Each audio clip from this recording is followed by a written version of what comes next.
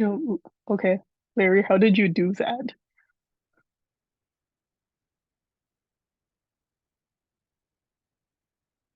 Okay, very cool.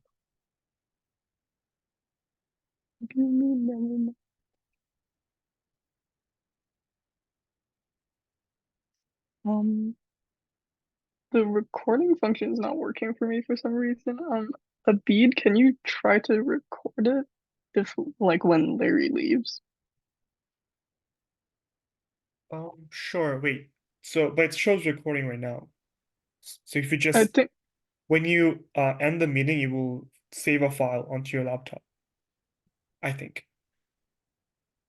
but I think it's Larry who is recording. Oh, Oh, okay. I guess we're good. yeah, I think we're good. I'm very sorry. Okay, recording won't have the first speaker. Oh, that's okay. Um, yeah, anyway, I call upon the LO. Awesome. I'm just gonna set a timer real quick, and I'll get started after I count down from 3 to 1. And just as a quick reminder, I prefer POIs verbally. Thank you.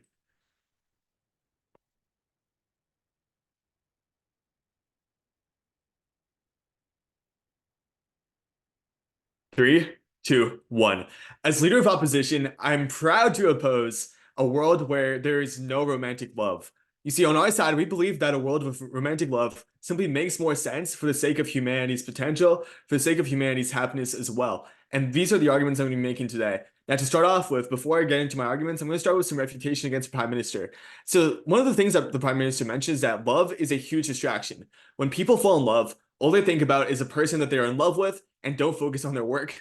This is a massive broad generalization and indefinitely isn't true of everyone. Of course, if you have a romantic partner, you will spend part of your time with your romantic partner, right? You're taking away time from other activities. This doesn't mean you're spending all of your time with them. And this is such a big generalization. It just isn't true logically as well. No, no, thank you. Also, you mentioned that romantic love can be heartbreaking. This is, in our side, this is an irrelevant argument to make in the first place for you guys because the same is true in many other instances. Familial love can be heartbreaking too.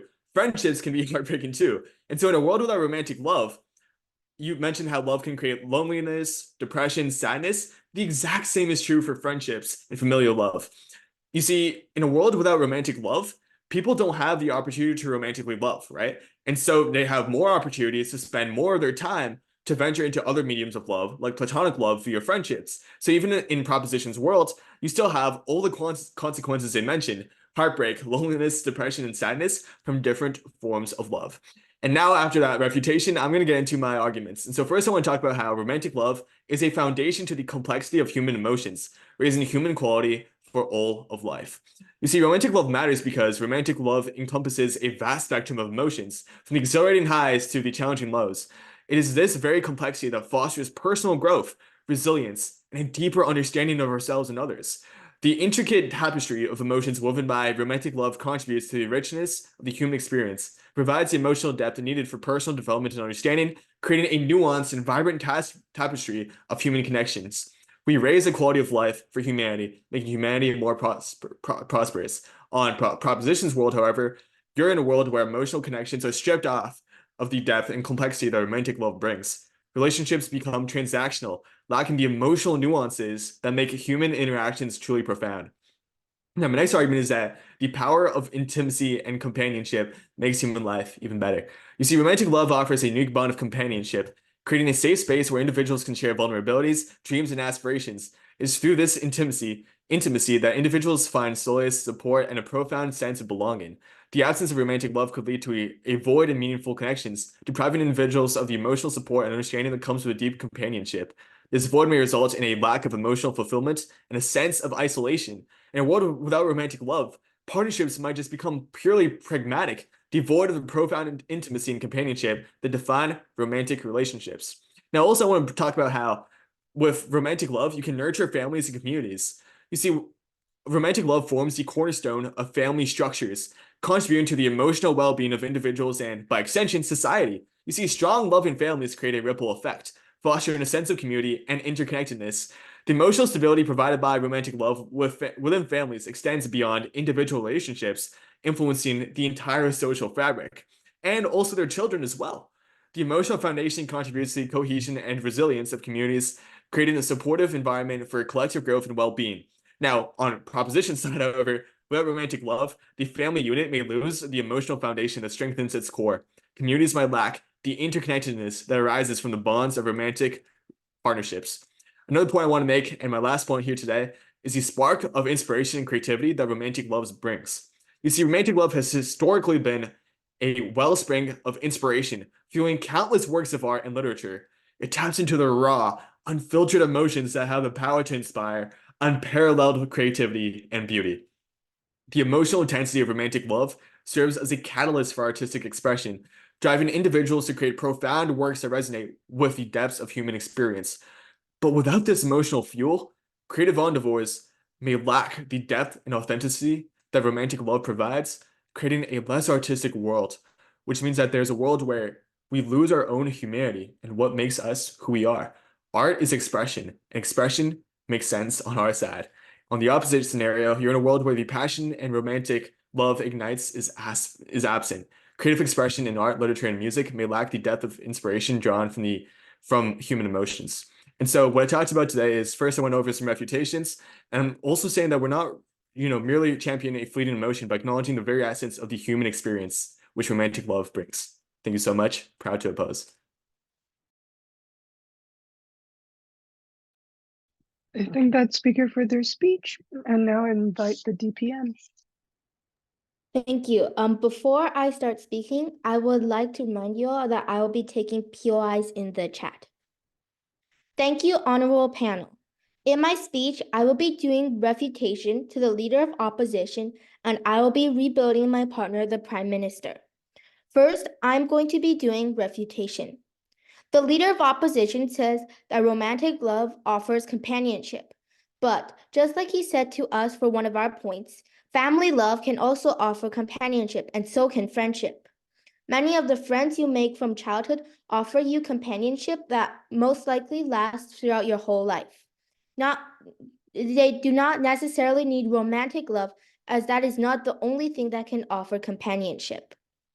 The leader of opposition also says that romantic love can provide a strong family core, and without romantic love, families might not be possible. First of all, this is not true because two people could get married for non-romantic purposes. For example, because their parents make them, or because they are close to each other and it is beneficial to them. And also, not romantic love can also have a strong family core. Just because that the parents don't love each other romantically doesn't mean that they can't provide a strong, loving family for their child. They will still be able to provide love and nurture and care for the child that they have. They just won't love each other romantically. This has nothing to do with how they love each other. They can still provide a strong family for themselves and their child. Now I will be rebuilding my partner. My partner said that love is a huge distraction. This is completely true because if you are in love, you often find yourself daydreaming about a future with you and your crush. Then you get in trouble with your teacher or boss for not paying attention. If we didn't have love, romantic love, then we wouldn't have to daydream and we wouldn't get in trouble. And that is way better than having love where you daydream and you get in trouble. My partner also said that love pressures people. This is true because when many teens see others with girlfriends and boyfriends, they feel as if they want to find one as well. And if they find one person that they really like, and they realize that the person they like doesn't like them back, they might want revenge, which will get them in trouble eventually, or they will be depressed and have suicidal thoughts. This may be bad for their mental health. And all this trouble just to go through with someone who you might not even love truly. So this proves that love is not worth the trouble, and it also pressures people into making decisions that they may regret for the rest of their lives. So in my speech, I have refuted the leader of opposition and I have rebuilt my partner. And for these reasons, I am proud to say that this is why we believe that the world will be better off without romantic love. And for these reasons, I am proud to propose. I thank that speaker for their speech. Oh, and now I call upon the DLO to close out the debate in the front half.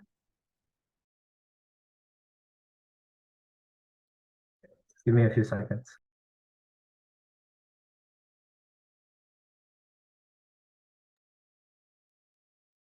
So just a reminder, I can take my POs in any form, and my time will start in 3, 2, 1. So on our side of the house, we believe that with romantic love by our side, we will be able to achieve the better personal growth, more intimacy, and more emotional connections, and we'll also have much better production of artwork and culture in our society. And so first I'll go into some refutation of the points made by the DPM, and then I'll go into rebuilding my partner's points.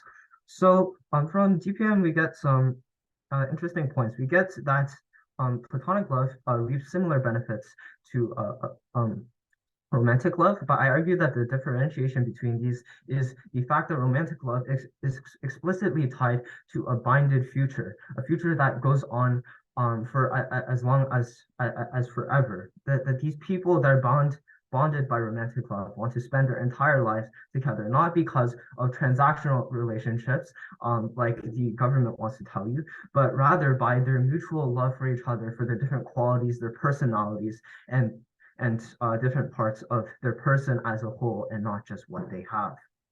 We believe this is why romantic love actually prevails over other forms of love, such as platonic and familial love, and why it's much better than these and has more deep emotional connection. We also get some points about how these transactional relationships that they are pushing can still provide good families dynamics, can still provide good kinds of relationships with their children, for example. And we believe that this will not actually happen. We believe that the dynamic will be greatly changed if our relationships is merely based on investing in our child, making them pay back and trying to reap benefits from our child, trying to exploit them rather than actually having an emotional connection with our children, with our partners. We shouldn't be looking for trying to take benefits or taking advantage of our partners, but rather this more deep emotional connection allows us to truly have a deeper bonds and deeper connections, which actually brings more happiness from this kinds of support. We also get some points about how there's big pressure on people to get into a relationship, and this kind of obsession will lead to revenge. But we don't believe that this will actually be common enough to actually happen. We believe that people in our version of the world will still have this kind of rationality and common sense to not get completely invested into one specific kind of romantic love. We do not believe that this is exclusive on our side. And so now going back into rebuilding some of the points, as I stated, that a romantic love has a specific, unique value. This desire to spend the rest of our entire lives with our partner, with this kind of other person.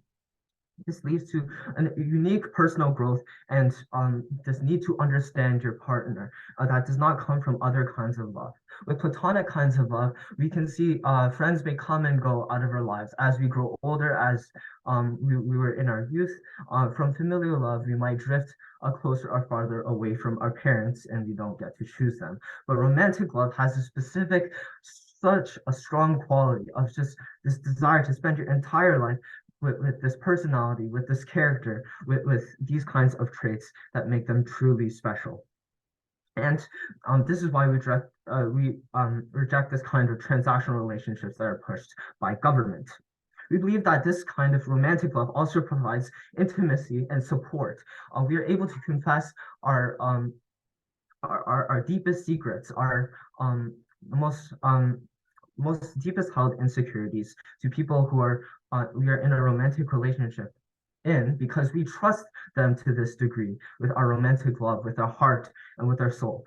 We trust them, and this understanding of their personality and their desires makes us more willing to share intimacy and derive support from them. And this is actually a good thing. We have deeper and better support networks and connections with people in romantic love.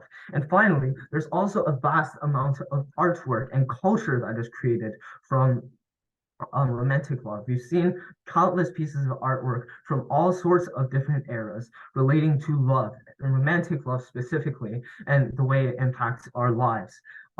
There's a reason why marriage and this romantic love has always been such a prevalent part of our culture and society, why there's so many movies about romance, about finding that one true partner, or for finding that special person in our lives. And this such a unique emotion and dynamic and feeling is truly presented so beautifully in our art and culture. And this would be an enormous loss if we lost this feeling, we lost this emotion. The detriments to art and culture would be enormous. So in summary, we have personal growth that's created the support networks and connections and the vast amount of art and culture. We believe that or God doesn't have anything. Okay, I thank that speaker for their speech. And now I would like to call upon the member of government.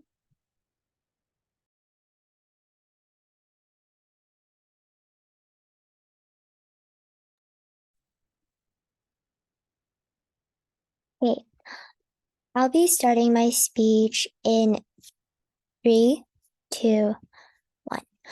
I'll be doing a few things for you today. First, I'll be presenting some refutation against opening half. Then I'll be presenting my arguments. So first, I like to refute against leader of opposition. So first they said how, these romantic relationships and this strong love and families foster stronger foundations of community.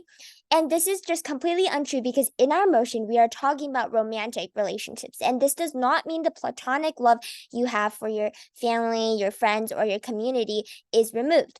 Aromantic people can still find, for example, emotional fulfillment because we are not devoiding them of all sorts of, all the types of loving relationships, only the romantic ones where, the physical and emotional turmoil comes with these relationships. And in both worlds, you can foster a sense of community with your simple, care, understanding, and passion for the people around you. And my partner will continue with my ref in her speech. He also talks about how romantic relationship raises human growth and a deeper understanding of others, and it enriches human experience and connections. But I'm confused again because in both worlds we can grow as humans and develop equally deep understandings of each other. And although perhaps you might not have as deep of an understanding with friends as you do in a partner, remember that things like family exist where your bonds are much greater than that of like romantic relationships, since you've been there with them your entire life. Thus, your point does not tailor specifically to our motion, which has to do with romantic relationships specifically, and your point is irrelevant. Okay, now I'll be moving on to my new argument. So all the technicalities that come with romance are necessary, and we can prove why there are more harms than benefits. So firstly, the social pressure to get married from external forces such as your parents, family, and people around you, making you feel like in order to be whole, in order to be worthy, you must be married. And this is something that PM tries to touch upon, but we can give a much more more in-depth mech and impact for it, because we prove how it's not just about falling in love that is being pressured. It's about the cultural influences or family traditions that come in play when they force their children to marry quickly and young. And this causes a lot of stress and the feeling like we need to constantly live up to society's expectations about what a loving, respectable marriage should look like. And these social norms for what romantic relationships look like is also a huge cause for discrimination in many forms against people who don't conform to the traditional marriage of like a girl and a boy. For example, LGBTQ marriages. In Gov's world, we eliminate this issue that has been fought for so long, and we eliminate one aspect of the LGBTQ community's feelings of not being accepted. And in a world without romantic love, I want to remind you that, of course, platonic love still exists, and you can still have deep, loving relationships that are much less all-consuming and and you don't have to have a lot of commitment, because relationships, they require so much effort, sacrifice, and emotional stress that could all be avoided on our side of the house.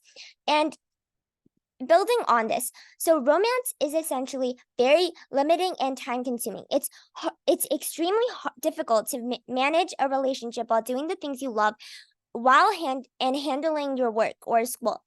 Prioritizing your relationship or versus prioritizing your work is a very difficult thing many people struggle with. So moving on to our next point. So romantic relationships also reveal the risk for abusive relationships. So partners who are controlling and manipulative exist in romantic relationships where you feel a much larger commitment in the sense that you are labeled as married or together. Toxicity in friendships or platonic relationships is completely different when compared to romantic relationships, because in these sorts of relationships, the amount of time and effort spent with your significant other is much greater, and your commitment to each other is stronger. Friendships come and go, and they're ultimately short-term relationships that are way less serious than romantic relationships. So of course, this leads to greater consequences with abusive relationships. And unlike friendships where you can most of the time easily call it off, people are reluctant to break up in romantic relationships, because in toxic relationships, partners often guilt trip or manipulate the victim into thinking they're at fault. But even more than that, with romantic relationships, you fell in love with that person in that relationship at one point, so you still unconditionally love them, you stay loyal to them, so automatically it's extremely difficult to suddenly break off to them. My partner will build more on this point. So proud to propose. Okay, I thank that speaker for their speech, and now I call upon the member of opposition. Sorry, could you give me a second? I need to set up my timer. Yeah, no problem. Yeah, once again, once again, I'll be taking POIs verbally, and my speech starts in 3, 2, 1. Okay. This speech will highlight, let's take this speech. So firstly, I will be talking about the benefits of a world with romantic love. And secondly, I will be refuting points from the opposing government. So far in this debate, we have the opening government who talked about the emotional downsides of relationships, and we have the opening opposition who talked about the cultural aspects and the creativity aspects of a relationship. Next we have the closing government, and one thing they all failed to mention was the aspects of the economic downsides of removing romantic love. So obviously, we know that romantic love employs a lot of people and contributes a lot to the economy, especially like romantic media, as mentioned. We have, let's say, like movies and songs and all these very, very like net grossing, or a lot of media that contributes a lot to the economy, as well as small things like, let's say, coffee shops or bars or like movie theaters, those ones where people will go on dates to, for example, right? So by removing all these removing removing romance from the world, we're effectively just cutting off a large section of our economy, as well, ignoring even just the casual, like the very surface level stuff. We have more in-depth stuff. For example, like priests, martial law judges, helpful therapists, they will all start to increase less demand, even lose their jobs because they don't have customers anymore. Take an example of a man named, let's say we have a man named John here, sorry. John has studied, let's say, 4 years in university to become a therapist, right?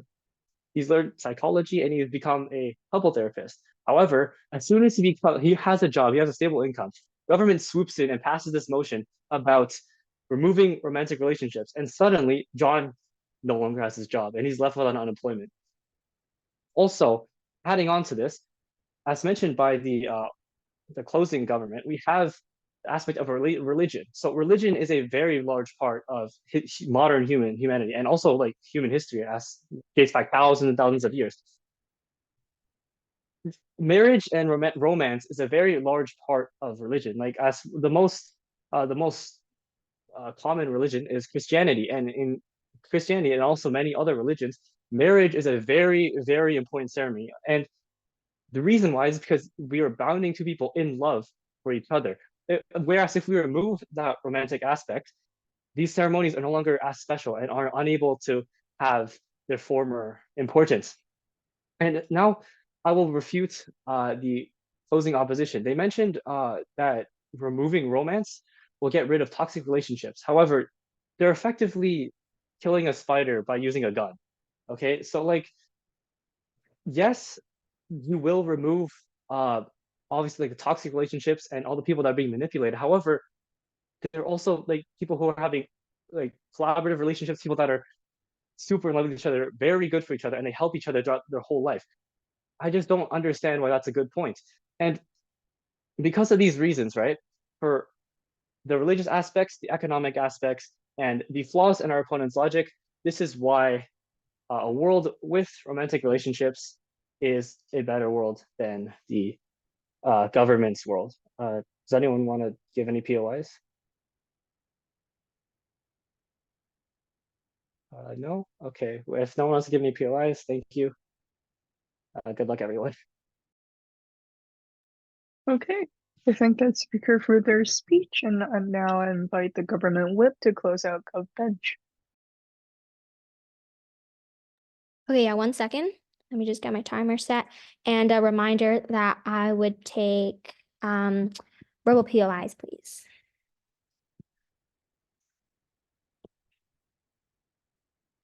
Okay.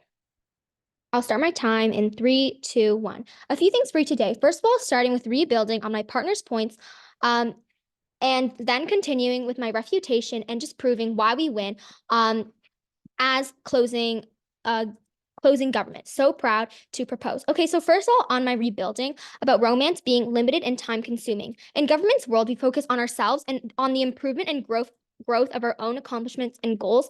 So relationships often get in the way of our goals since maintaining a relationship requires full and constant attention. This is what I mean by like all time consuming, like texting, calling, checking up on your partner. And relationships are limiting. For example, you can't act freely, moving to other countries for work, pursuing a different passion, or spending more time with platonic relationships. This is something our opening half tries to push for. However, many of their arguments are very like extreme and just plainly untrue. This is something that's much more realistic. So why do we get more personal fulfillment on our side of the house? We have more time to focus on our dreams related to things like our career, and self-worth is more emphasized rather than like what your crushes or significant others think of you.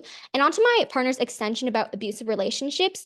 To build on her ideas, not only are you exposed to the risk of an abusive relationship, but once you're in one, the impacts are big and long lasting.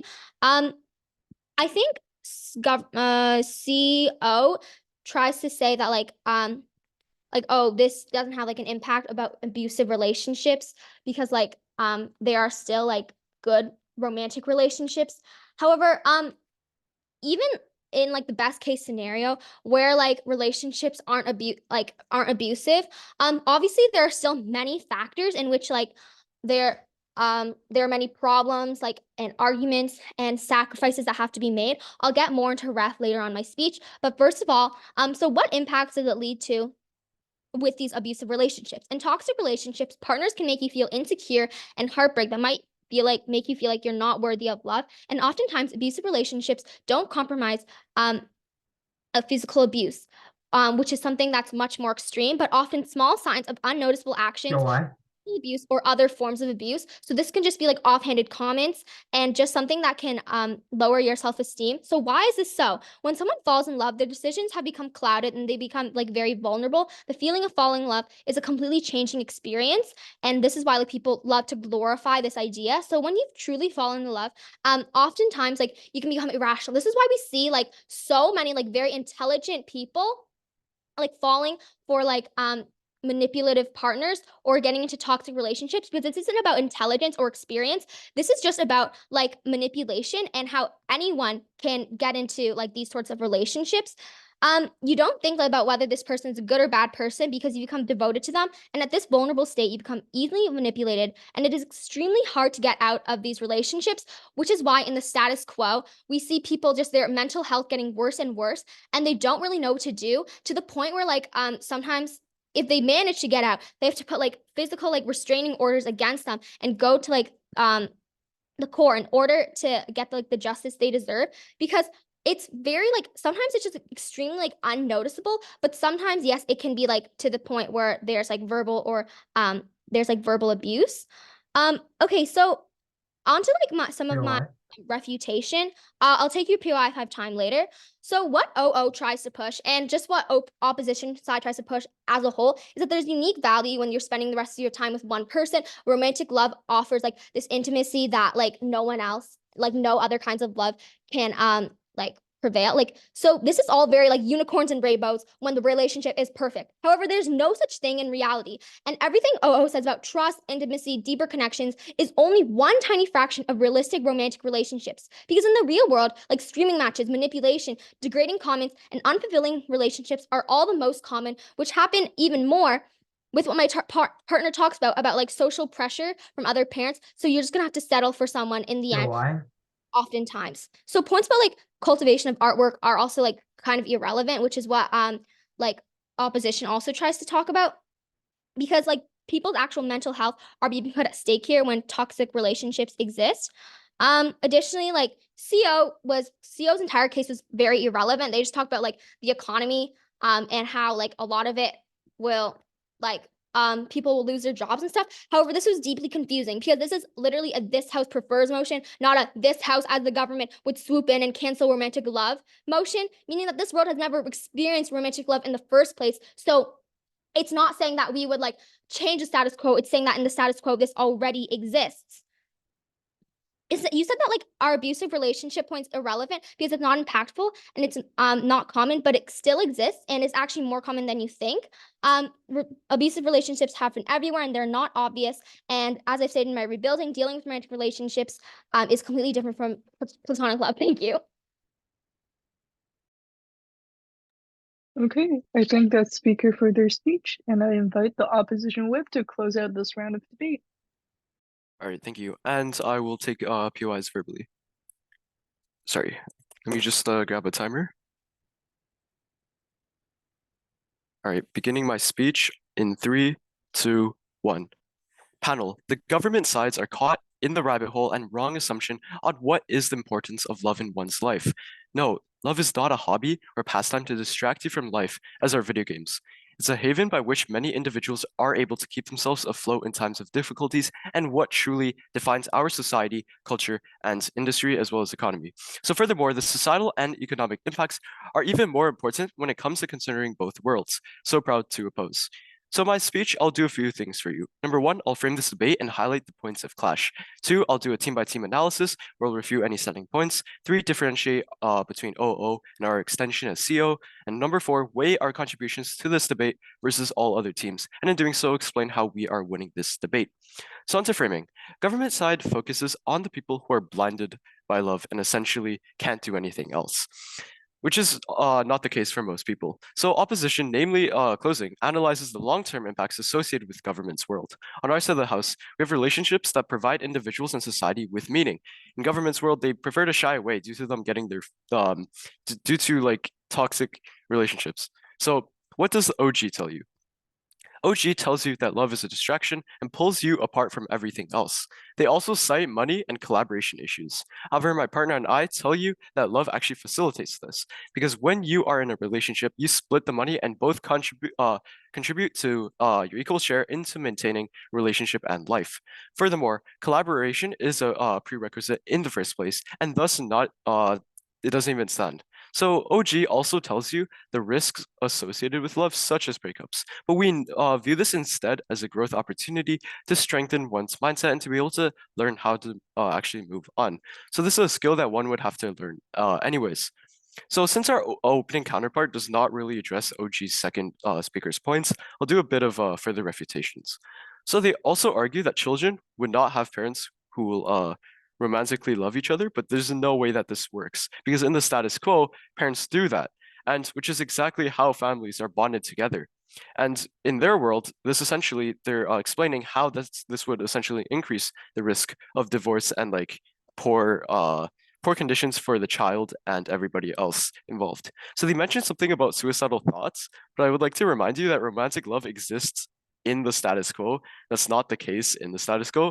In fact, it might actually be like more of a thing if like divorces are more prevalent as their world describes and that they describe themselves. So what does our opening counterpart, opening opposition tell you? So it tells you that romantic love is the best form of love as it provides people the sense of value and growth. Now, this is true. However, my partner covers the societal impacts as a whole and how the government's world could be detrimental to our society as a whole, covering larger regions of impacts in which I'll get to later. So onto CG. Now CG tries to blur the border between other forms of love as a replacement for romance, such as platonic. So following this logic, CG backstabs their opening half, whose case is built on the fact that it's a waste of time. So likewise, spending time with their friends is also a waste of time, right? So furthermore, when they argue that culture peer pressures people into marriage or whatever, this is the case on either side of the house, and it literally does not matter because after all, again, they also opening half also mentions how marriage can still be a thing, and I wouldn't see how this changes anything. They attempt to fail and fail to differentiate between friends and romantic love due to differences in toxicity, but they fail to prove why friends can't also be as toxic as romantic love because friends, after all, like there's not that big of a difference, and they can also be as toxic. As my partner stated, and I quote, they're essentially killing a spider with a gun. So abusive relationships can be a case on either side of the house, not necessarily constrained to only romance. Abusive relationships are the case on either side of the house, not necessarily constrained to only romance. So they cherry pick the worst case scenario, negligent to the trade-offs that it brings. No, thank you. So what do we tell you as CO? We tell you that not only does it have profound impacts on individuals, but it will severely alter what we know as a status quo in a negative aspect. Romantic love is an integral backbone of today's culture, industries, and religion. My partner weighs how exactly the government's preferred world impoverishes our ability to advance collectively. Something like, something like a night out at the movies simply would not exist, which are core parts of our memory and what defines us as humans and as society. So after weighing, my partner and I have shown why romantic love is crucial not only to every individual, why government's world only impoverishes things like jobs, religion, and society as a whole. So due to the fact that none of government sides' arguments currently stand, and the fact that my partner provided a different extension and differentiated into a more significant argument, we as CO have won this debate. Never been prouder to oppose and win. Okay, I think that speaker for their speech and conclude the silver finals. I believe everyone is returning to the GA to await announcements and awards. Yeah.